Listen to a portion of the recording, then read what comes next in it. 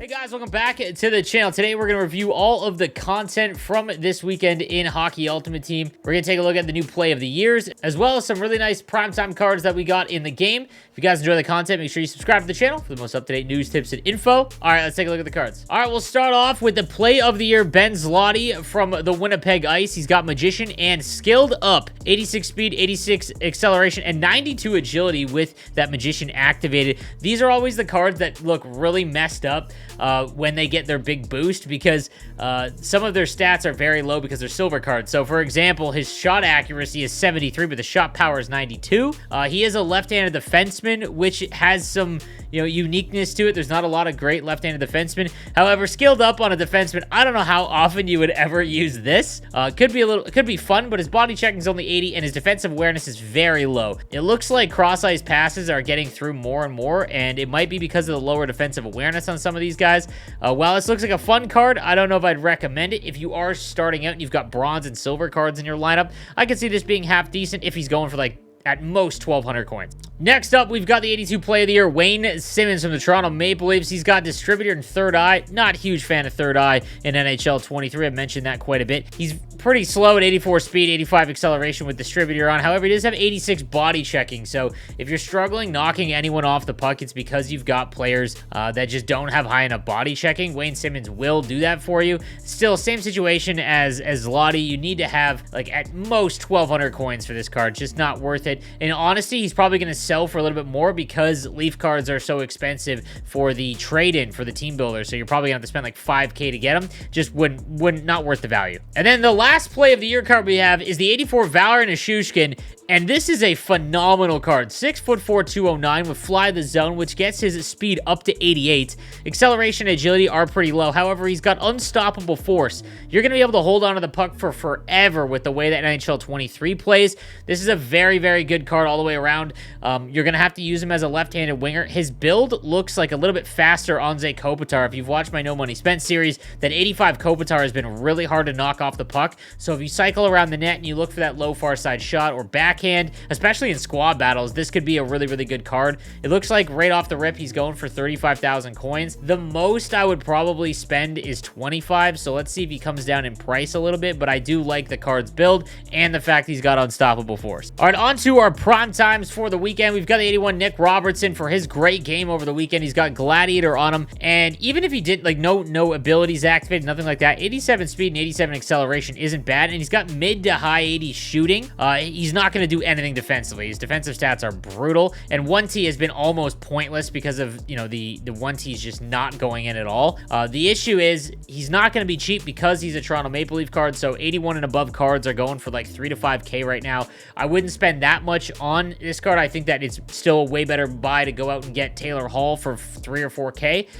So that's where I would spend my money, but this Nick Robertson card's not bad. Next, we've got the 82 primetime James REIMER for his shutout of Philly. It's not going to be very often that my Sharks get any prime time, so I figured I'd highlight him. Nothing special. I mean, goaltenders have been great no matter who you use. He is 6'3", which is nice size with 66 aggression. Haven't talked a lot about goaltenders this year, and it's just because of how strong they are. X-ray is a pretty good ability. You don't need post-to-post anymore, so, a lot of people are going for tip shots and screenshots, so X-ray might be a little bit more usable. I doubt it, but nonetheless, the 82 James REIMER is probably a very, very cheap option for you that you could use in net. Next, we've got the 83 Nico Hischier from the New Jersey Devils, who has buzzing, good synergy, and puck on a string. Not a huge fan of puck on a string, but he gets up to 89 speed, 88 acceleration. Is a pretty decent centerman. 78 on the draw is nothing special, but if you know the counters, you're going to be able to use him for sure. Mid-80 shooting. This is a decent centerman card. There isn't a lot of great ones out there that have decent skating early on. He's 6'1", which is okay size, so you could definitely do worse. If he's around 5K, that's probably where I'd pull the trigger. Maybe up to 7 at most because of buzzing, but not a bad option here at center. Then we've got the update to the best budget card in the game. We've got the 83 Taylor Hall with Workhorse. Tape to tape isn't huge on it. However, 91 speed, 92 acceleration if you get Workhorse on. His shot is a little bit better than his base card. His hand stats are all around 85. One of the best lower overall cards you can get in the game because of that speed and shot. However, it's going to cost you way too much to grab him because everyone knows that Taylor Hall is overall's card is pretty good. You're looking at like 30K when everything settles. Right now, he's going for 45. Just go get his base card. That's more than fine. If his card ever drops to like 10, that's where I'd probably pull the trigger, but I doubt that it's going to be that. And even then, I don't know if I'd pay an extra 5,000 coins just to get, you know, +1 everything. So a really good option here, but just way too expensive. Pavelski had a huge game on the weekend, 4-point night, 83 overall. He's got Spark, which is a good synergy. Just kind of tough to activate early on because you want to focus on speed first, and there's not a lot of cards that have double the synergy. Make it snappy. I haven't noticed it very often.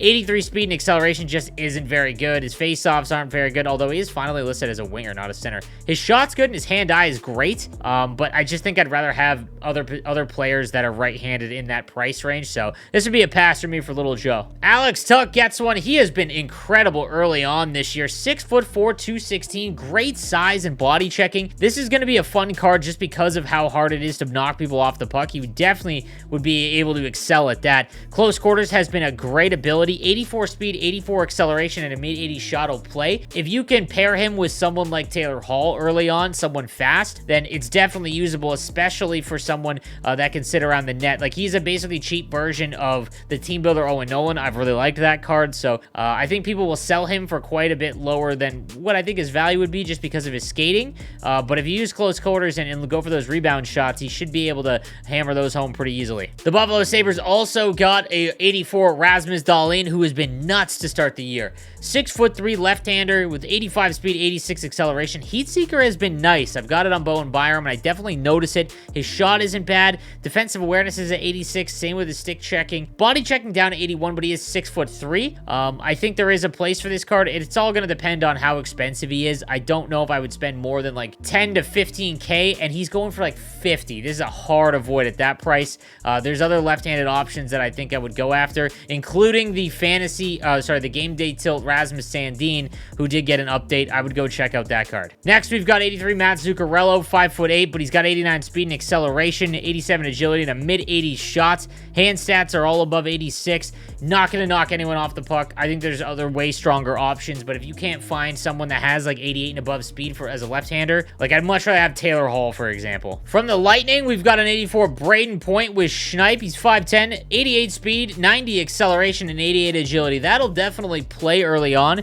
If you don't have any of the high-end right-handers like Barzal, Stamkos, even Pasternak, then, you know, if you're going to put him on your second line, I think that this is probably going to be worth it. He is going to go for quite a bit because of that speed and shots, but I think not a bad card at all here with Schneip. I've actually liked Schneip quite a bit. I've noticed it on Pasternak, so it's definitely something that's a little bit better than last year, in my opinion. Jack Eichel is up next, and this is going to be an expensive card. His base card has been really, really good, around 30, 40K. He's got Schneip as well as distributor, so now his speed and acceleration is up at 90. His shot is phenomenal. Again, non-X Factor right-handed wingers like Brayden Point, they're going to be very expensive, but if you can't get Barzal or Stamkos, then I think that this could be a decent play. You could also play him at center as well, so you're going to get lineup flexibility. My guess is he's probably 50 or over 50K. 50K is not a bad price. Like, I think that if he falls to around 40, that I would buy him, because that's actually a pretty solid price because you can play him at center. And then lastly, you've got the 88 Auston Matthews with distributor and Born Leader. This is why I said in the summertime,